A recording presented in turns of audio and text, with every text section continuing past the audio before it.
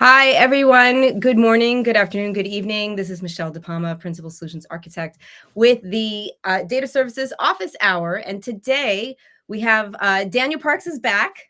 Isn't that awesome? And he's here with Dylan Murray. And we are going to talk about, are we talking about just OADP? Are we talking about more? Let's get into the overview of what today's show is going to be about. So who do I start with? Do I start with Dylan with an overview, or is it Daniel who wants to give us a start? If you like, Michelle, I will just give a brief introduction of more or less what we are trying to cover, and then Dylan can continue. So a little bit the idea of what we can cover on the program is I was able to, let's say, gather questions from the field and also from customers that we're working with related to OADP. You know, that there are some questions that come up now and then, that they come up quite frequently. So we can maybe try and cover those and see if Dylan could give us an answer to those. And then I think that Dylan also has a really nice demo to finish off. So I think that that's more or less the plan. And if Dylan, if you want to give us an introduction really of what is OADP, what is based on, what was the idea behind it? Yeah, absolutely. So I'm Dylan Murray. I'm the engineering manager for OADP, which stands for OpenShift API for data protection. OADP was birthed out of some of the work that we were doing already to enable migration of applications across clusters. And as part of that work, we were really leveraging Valero, which is an open source disaster recovery tool for Kubernetes clusters. So what we wanted to do was take the work that we had done to get Valero working with OpenShift and kind of package it up in its own product. So OADP is a backup restore tool for OpenShift. It's capable of backing up application workloads, persistent volume data, internal images. So the OADP itself is really an API to enable customers, partners to take different backup use cases, different restore use cases, and really get it integrated back into OpenShift itself. Awesome. Okay, so I'm going to start in with the questions. I actually have a few of mine already, but let me get through a few questions first, and then I may add in a few more. Okay, so the most asked question has been, is OADP part of ODF? And do we need to deploy ODF to use OADP? Can you give us an idea of the prerequisites needed to use OADP? Yeah, great question. So ODP is not a part of ODF. ODP is an operator that's installable in OpenShift. Where it kind of gets tied into ODF is to make your life easier. So, as part of a backup restore strategy, you need some type of backup storage that's off the cluster. ODF, so this includes an object storage API. When you install ODF, you can use Nuba for this purpose. So Nuba will actually enable an S3 bucket where you can put your backup target. And then we also obviously support the backup restore of CSI snapshots, which I'm sure we'll talk about a little bit as well. And so when you install ODF, you get Ceph, Rook Ceph, which allows you to take CSI snapshots, and OADP will work natively with that. Okay, so that was part of the next question. Thank you for answering. Like, what are the different backup types available in OADP? So these, I think you covered all of them just now, correct? Not quite. So it's important to kind of distinguish, like, when you take a backup, there's the Kubernetes resource data, and then there's the persistent volume data, so all of your state. Where things get really kind of customizable and configurable with OADP is how do you want to take a backup of that persistent volume data? And your options are either limited or superfluous, depending on what storage you're using. So the one that we just covered is CSI snapshots. So if you have a CSI compatible driver for your storage volumes, Valero allows you to take backups of those CSI volumes. So taking a native CSI snapshot, there is a limitation with that I'm sure we're going to cover in a second, but we do support CSI. We also support cloud native snapshots. So if you're using EBS, Azure, Google, Valero is going to call natively into those cloud provider snapshot APIs. And then we can leverage that and restore as well.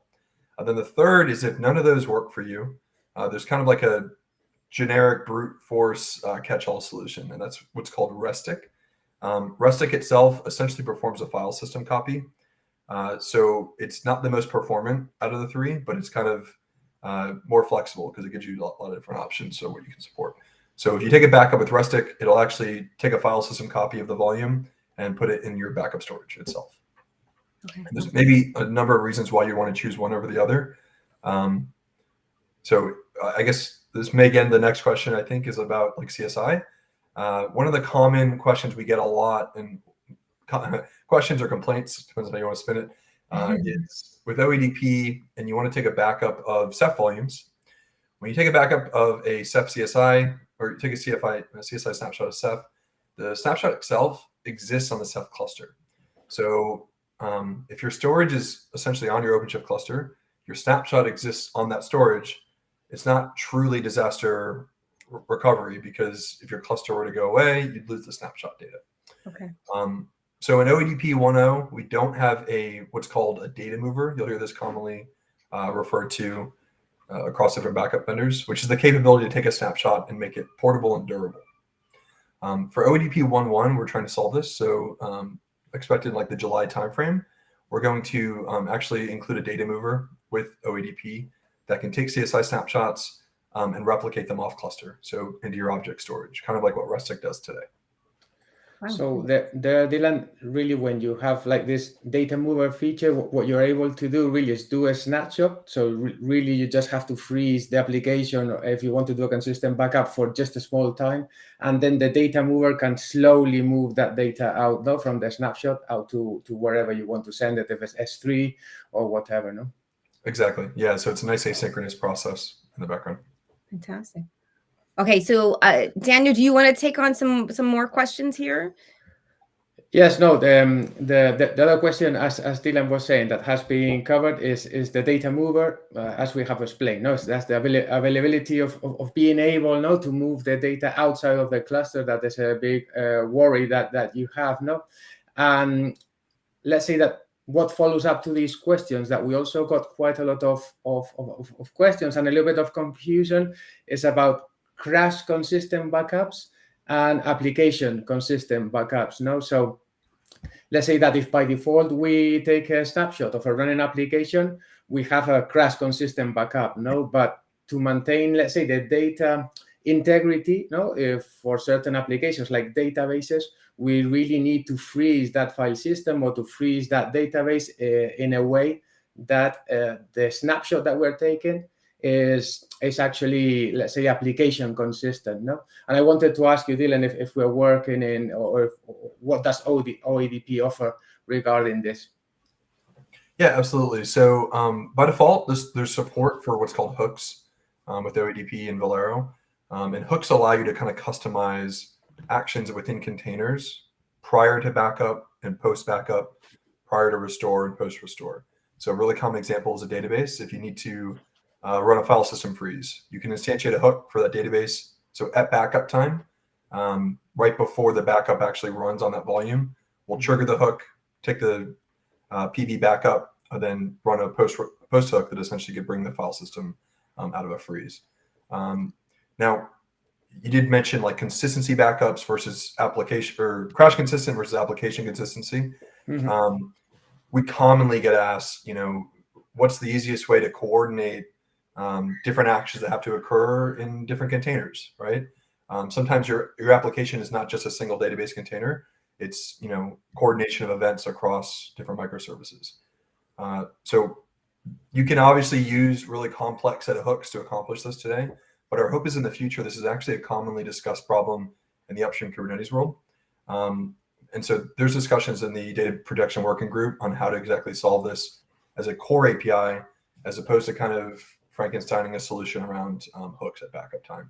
So we're obviously involved in those discussions, and we know it's a need moving forward. But as of today, there's kind of like a little bit of a solution with the hooks. There's definitely a gap missing between application consistency there.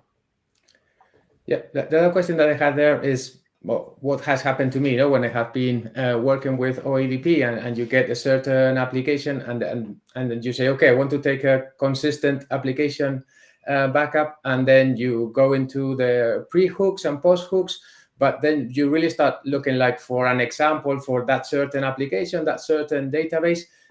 Are you working, or is there a place where we can maybe link afterwards where we have examples, or are you working on having examples of pre and post hooks? No, because it gets a little bit confusing at the beginning anyway when you start working with it? Yeah, that's a great question. And obviously, I've seen other backup vendors, they kind of ship with some included examples for most commonly used applications. We do have like a set of example applications that we try to use for demos for OADP. And some of these include hooks, like we have HA Postgres. So that's a commonly used application that requires some type of pre-backup hook. But we're hoping to kind of build out this suite of examples moving forward and make it as easy as possible for folks to consume custom hook actions beforehand. But I think we need a little bit of work on that to make sense. Great. That's great news, because I have, as you said, when you get started, you suddenly think, okay, and now what should I put here in the pre and post hook part? So that's going to be really great. And the other thing that I also get asked quite a lot is, and I think that is a good thing if we try to clear it up, is a little bit like what's really OADP focused on, no? Like if we were, so let's say we want to focus, or is OADP focused on taking backups of applications, or really taking backups of the OCP, OpenShift control plane, no? Because we get quite a lot of the question like, can I use OADP to back up etcd, for example, or can I take backups of my cluster operators? So if you can please give us a little bit of insight into that. Absolutely. Yeah, that's a great question. I'm commonly asked this a lot too.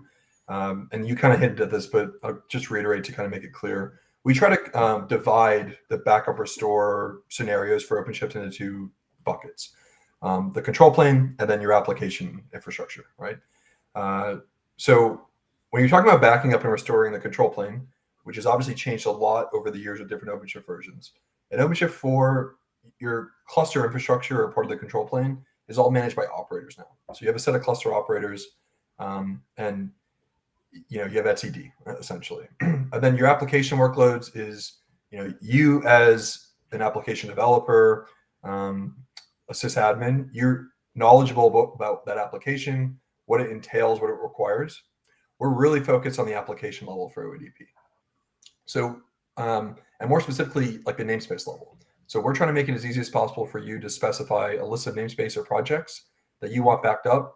And then we'll do the heavy lifting to go make sure that all the data that encapsulates those namespaces is backed up. Whether it's cluster scoped or namespace scoped, we try to intelligently determine what that is. From the control plane side, OADP is not focused on backing up any cluster operators. And the purpose of that, the reason for that is that with operator-based workloads, there's only really a subset of that namespace that you want to actually include in the backup. And we're not focused on trying to intelligently determine that ourselves. Not saying that it's impossible. So someone that's really knowledgeable about what OADP is doing under the hood and what exactly they want to back up out of these namespaces, they could likely figure it out. But it's not a focus that we have today. Great. Thanks for that. So I will take one more, Michelle, if you like, and then you can continue, because I have had this question for some time, and I also have a little bit of doubts around this, because as Dylan explained before, we have like the migration toolkit, that is really a cluster kind of migration that we work with, and where OADP got started. And then we have the idea of a cluster backup, when we want to back up and restore an application from our cluster. But there's a little bit of confusion, or we at least I got certain questions regarding where are the boundaries. When should we use the migration toolkit, and when should we use OADP? And also, really, can we use, for example, OADP to migrate, let's say, an application with its persistent volume to a different cluster? So there's a little bit of confusion, or maybe if one product is stepping into the other one.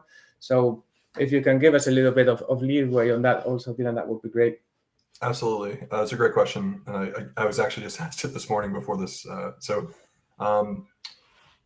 Yeah, in general, what we try to delineate is if you are interested in taking an application workload on one cluster and moving it to another cluster, that falls under the domain of MTC.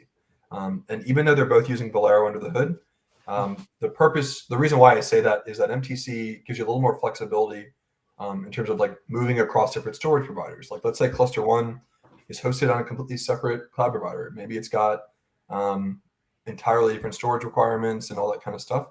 MTC tries to abstract away cluster-specific metadata about these application workloads and replicates them across. With OADP, we're more focused on same cluster workloads. So we want to kind of give you the tool set to allow you to take one cluster and ensure that it's backed up and safe and can be restored.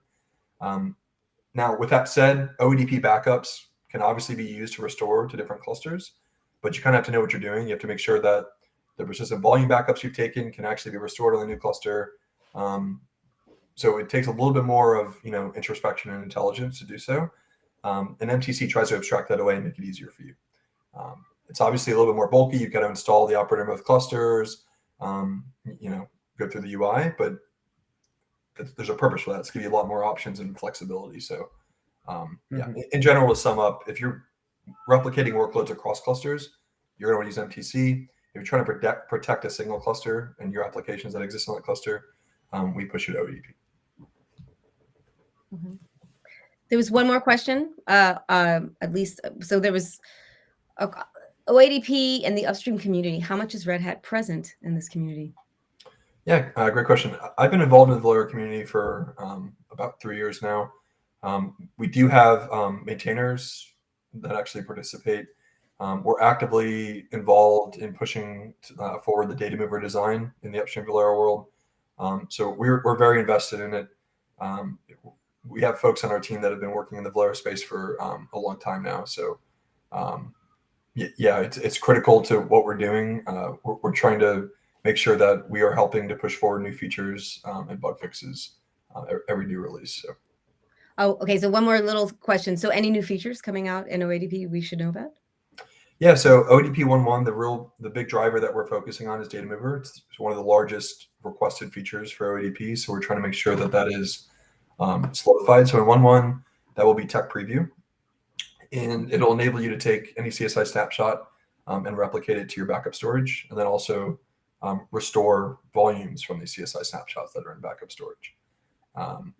Looking forward in OADP 1.2 timeframe, one of the other largest requested things that we've gotten asked, which we didn't bring it up yet today, but it's multi-tenancy. So today with OADP, we expect cluster administrators to install this and use it.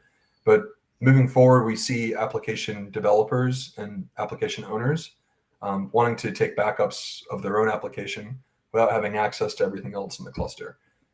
So this is something that needs to be done in upstream Valero. So we're kind of figuring out what exactly needs to change there and hoping to accomplish this in like the 1.2 timeframe, which is like the end of this year, maybe the beginning of next year. So nice.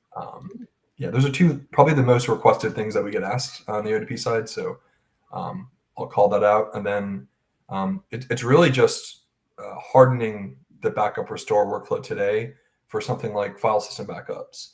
And obviously CSI is such a huge thing in the community today that we're really trying to make sure that that's a really solid experience. Okay. Yeah, I was going to ask you, Dylan, about that, and you just mentioned it. So like the kind of backup as a service experience that you could give to the developers or to the people using applications inside OpenShift, and also providing some kind of RBAC, no? So there's also some control on who can run those backups, how many, a kind of a quota, something like that. No, it's as you said, something that is looking into the future anyway. Yeah, it's kind of a trade-off because the reason why it's so permissioned today, it gives you a lot of flexibility in terms of like taking file system backups. That probably gets a little bit trickier the more constrained that the server is. But yeah, absolutely, it's like a huge need that you shouldn't have to be cluster admin to take backups of your own workloads, right? So we know it's a problem. We're definitely committed to fixing it. Awesome. Any more? Do we have any more questions? I think that was it. Do we have a demo? Yeah. So what I was hoping to kind of show today is I have an OpenShift cluster where I've installed ODF. So I've got Ceph snapshots, I've got Nuba installed, and I kind of want to just walk through a backup restore scenario of an application. Sure. Do you want to share your screen? Yep, absolutely. I will just point out, meanwhile, that Nuba is really what we call it. No, is the downstream is like multi-cloud gateway, just in case so it's an S3 object storage.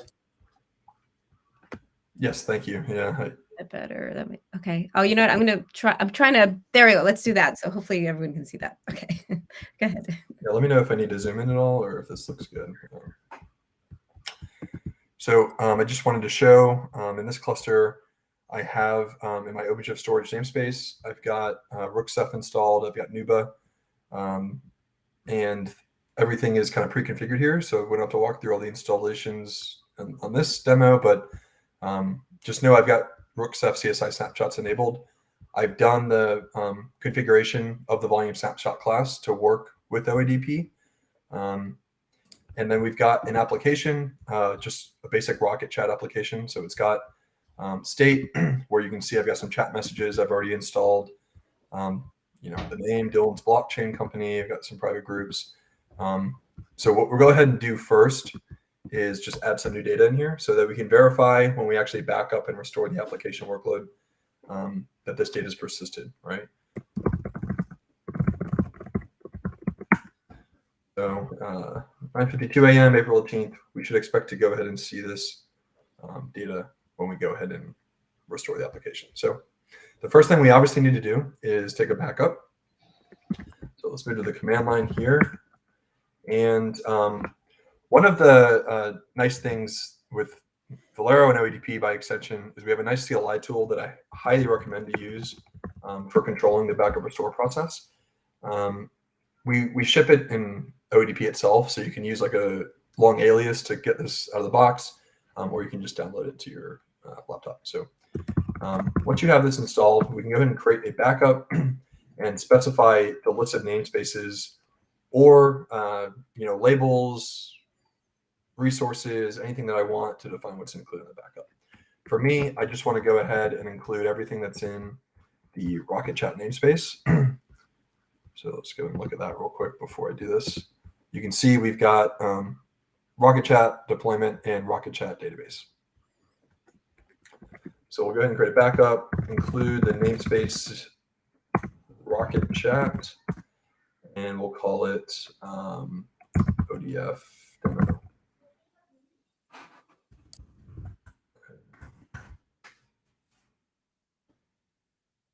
Okay, so you can see that the backup was submitted successfully, and we can go ahead and describe the backup to check how it's doing. So you can see it is in progress. We have specified that we're going to include all resources that match my subset of namespaces.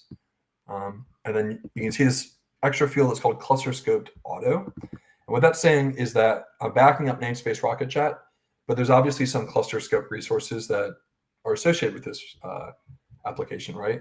Example is persistent volumes. In OpenShift, you may have SCCs. And so what we're trying to do is, when we set auto, OADP and Valero is trying to intelligently go grab these cluster scope resources so that you can just very simply define namespaces, since that's kind of the most commonly granularized version of an application. So let's check it again. You can see the phase is completed, and we should expect to see a CSI snapshot in the namespace. So if we go ahead and move to the Rocket Chat namespace, you can see my PVCs are provisioned by Ceph RBD, and I do have a volume snapshot class that's associated with RBD right here. So in this namespace, I would expect, now that the backup's completed, to see a volume snapshot resource. You can see it was created just a minute ago. It's pointing to the PVC for the Rocket Chat database, and you can see that it's ready to use. Okay, and then obviously in the background, this creates a volume snapshot content resource. You can see I've done a few backups here, but there was this one that was just created a minute ago. And there, Dylan, so what will be the metadata? No? So the actual, let's say, the definition of the objects goes into the multi-cloud gateway, into Nuba, no? Into S3. Correct. And what you get really is a pointer to the CSI snapshot, no, in the information that you have in S3. That's exactly correct. Yeah. So in S3, it's kind of today only storing the metadata of the resources for CSI that are on the cluster. The next step with the data mover is that the actual volume data would be in that backup as well. Perhaps after this, I can go and look into the Nuba bucket. We can see that what the backup looks like and all that stuff. But for this, I'm just trying to keep it simple, focus on the user experience here. So let's just go ahead and pretend that some disaster struck, right?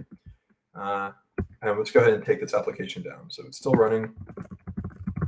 Let's just go ahead and have a little fat finger incident in the admin warehouse and delete the project. So once the project goes down, this application will start returning a 503. There it is. So you can see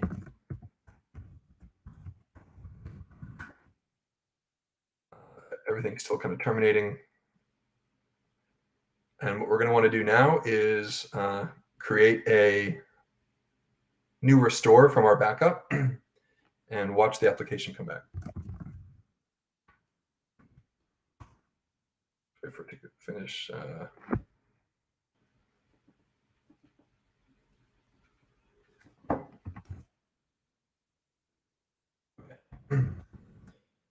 And just to confirm, the project's gone. Good. All right, so our application is destroyed, and let's go ahead and create a new restore. So Bolero, create, restore, and all I have to do is just specify the name of the backup that I created. So actually, I guess before we do that, let's look at the backups in the OADP namespace. You can see I just made a new one here, ODF demo, 4 minutes ago. If we go ahead and actually look at it, right, it kind of has the status, how many items we backed up, when it was completed, and all that good stuff. All right, so we'll go ahead and create a restore.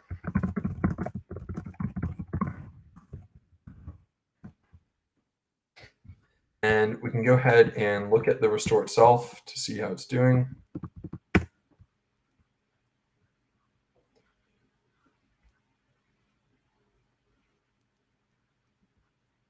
Okay, looks like it's already completed. So that was fast. If we go ahead and look at the Rocket Chat namespace that I'm in currently, you can see already 20 seconds ago, everything came up. I'm going to go ahead and expect to see a volume snapshot that got recreated once the cluster, the namespace was restored. Obviously, the volume snapshot content is still pointing to a snapshot handle that exists on the cluster. So because we didn't destroy the entire cluster, this CSI snapshot restore worked. We've talked about data mover extensively. The next step is to kind of make sure that data is preserved elsewhere as well. But once the application comes back up, which just take a second as the database gets configured, we're going to go ahead and hope that we see that message on April 18th in the Rocket Chat channel to just verify we got the latest data. And also just to point out, Dylan, that it was really the restore, the recovery was so fast, really, because we had a snapshot, in the same cluster, so that was almost instant, the recovery when you're working with a CSI snapshots in this way. That's exactly right. Yeah, that's the huge benefit of CSI and why we obviously want to push folks towards it. If you were to use something like Restic, for example, which is the file system copy, it's going to have to go and restore that data from object storage, just like you would do with like an rsync, right? So yeah, CSI is a huge benefit here. Okay, so I have a question. If you were going to fit the like in the new feature data mover in that workflow you just showed, where would it go? So would it be it's after the backup, then you would take the data mover to say move the snapshot elsewhere, but the metadata stays in S3? Like how does that look? Yeah, fantastic question. We want to kind of give you the option. So the primary user experience that we see as being valuable is you just want to create a backup. And then if you've enabled data movement, the backup itself is going to go and do the data mover for you. So once the backup's complete, you should see your actual snapshot volume in object storage. We're developing as its own API. So if you don't want a backup of all the resources as well, you just want to start taking snapshots and replicate them to object storage, then you can call the API directly. So you could do a backup without data movement, run the data movement yourself, run the data mover restore, and then restore the application. or it can just be part of that native backup restore workflow. So I create a backup with data mover enabled, and I create a restore from a data mover snapshot. All that stuff should just happen in the background for you. Okay, thanks. So it looks like the application is back. So we'll reload the application. You can see here's my message from this morning to just prove that the state was preserved. Yeah, so that's the little basic CSI backup restore demo. If you want, we can go ahead and quickly just look. Excuse me.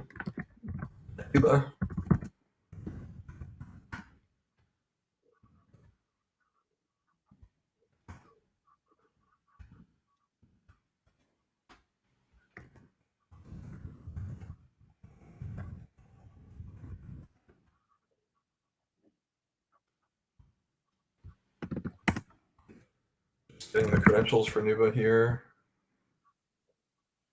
I believe I know it, but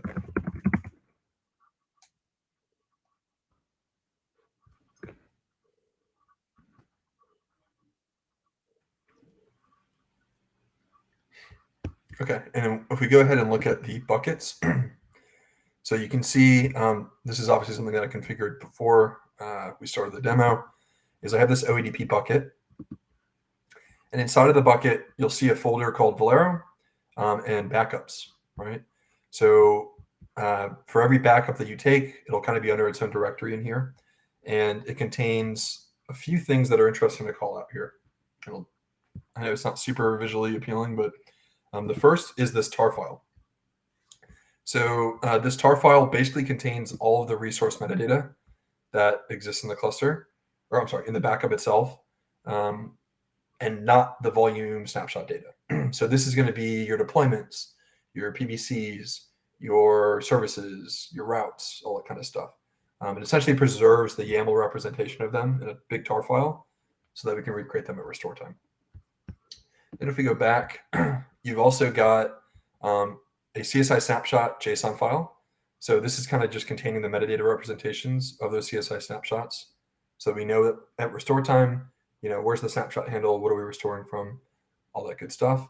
And then it just kind of gives you a couple extra metadata files for your convenience. So all the logs that Valero server took with the backup, you can view them here.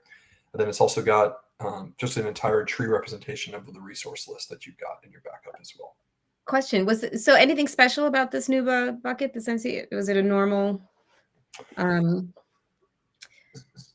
Sort of. So you essentially can create a bucket, and then it's got a few bucket policies that we had to set just to enable.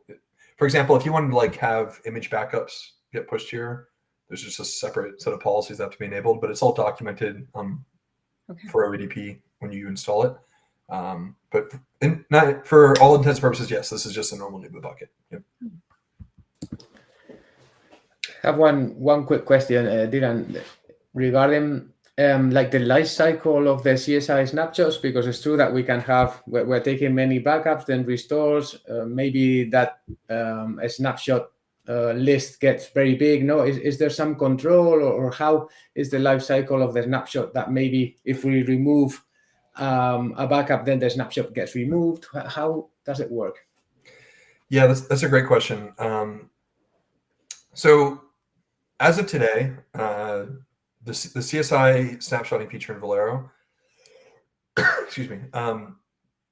So when you create a backup, it's got a TTL. So you can define essentially how long you want the backup to persist and when it gets cleaned up. And then when Valero actually goes and restores this set of resources from these snapshots, it'll go and clean up the superfluous volume snapshots and contents that it creates. The CSI snapshot itself is all dependent on the volume snapshot class you're creating it with.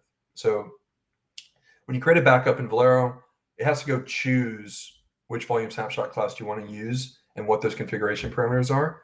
That's where you would define essentially the life cycle of these snapshots. So for example, if you look at my volume snapshot class in this cluster, this is the one that I'm using. You can see that I've had to set the reclaim policy to retain. That's because when I go and delete the namespace, I want the snapshots to persist. Mm-hmm. and this doesn't actually allow me to go and like auto clean them up. So I'm still responsible as the user to go and delete these things manually. But my hope is that, especially with Data Mover getting integrated into Valero, since this will all be part of the native backup workflow, we can just implement the Valero backups TTL with these snapshots as well. So once Valero creates these things, it doesn't actually go and like monitor it with its backup lifecycle, but that's going to change with the one Data Mover work. Great, thank you. And I just had one final thing that I think that we have spoken sometimes. That let's say that now, that like the new worry that you may have is, okay, I'm taking backups. I have backups of all my production or whatever, but now a lot of responsibility is actually on my S3 storage, because it's where I am actually storing all the metadata of my backup and restore application, let's say, So I also get asked quite a bit on how do I back up the object storage, And in that sense, what I normally also answer is that it really depends on where your object storage is and what kind of methods you have to back up. And you have to think if you really need to back it up. And if you do, what kind of options you have. Like, for example, in AWS, we have Glacier, and there are another. Each vendor or each S3 object storage has his way of doing backups.